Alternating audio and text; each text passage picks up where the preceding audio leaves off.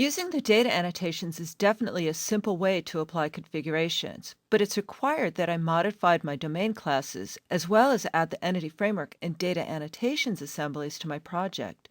You may just not want to do that.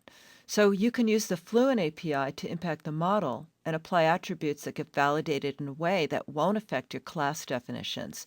You should also be aware that the Fluent API represents the entire universe of configurations, whereas data annotations provides only a subset of those. Granted, it's a hefty subset.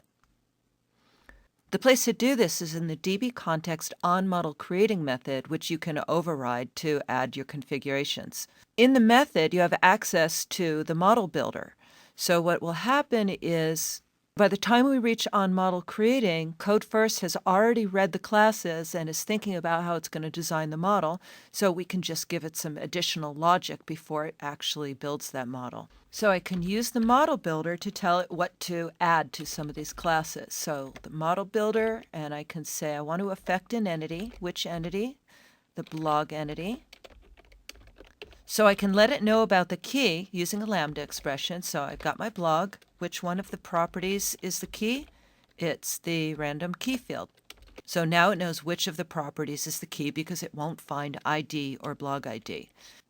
I can also add attributes to the properties. So again, I'll use a lambda to specify which property I want to affect. So I'll say the title. And what is it about that property that I want to change? I want to say that it has a max length of 20. Now I want to do something with the other properties, so I'm just going to start over again here. Entity, blog,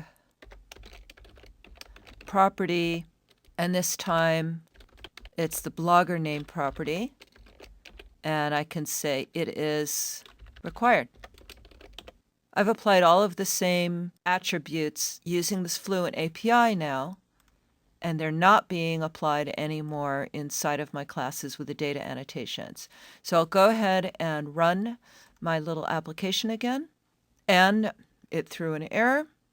I get exactly the same validation errors that I had previously, and also Code First will impact the database schema the same way it did when we used the data annotations. The other thing to remember about the validations is whether I've used data annotations to create these attributes or the Fluent API, the validation errors will flow through to the applications that also use validation errors to do client-side validation. So again, like MVC3 or ASP.NET Dynamic Data.